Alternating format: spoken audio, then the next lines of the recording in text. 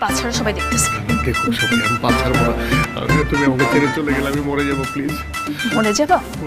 মরে যাবো। আমি আমি আমি আমি তুমি চলে গেলে না, আমি দুই তলার উপর থেকে লাফ দিয়ে মরে যাবো। দোতলার উপর থেকে পড়লে মানুষ মরে না, বড় জোর হাত পা ভাঙে। আমি তাহলে 100 তলার বিল্ডিং এর উপর থেকে লাফ দিয়ে মরে যাবো।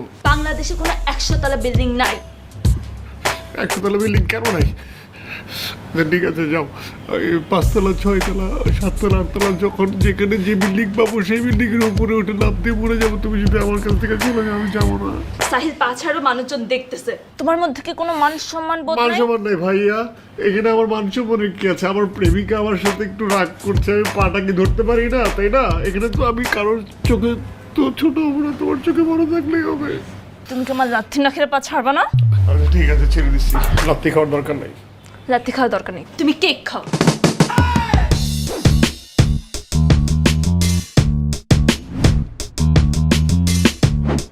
ব্রেকআপ মানে ব্রেকআপ।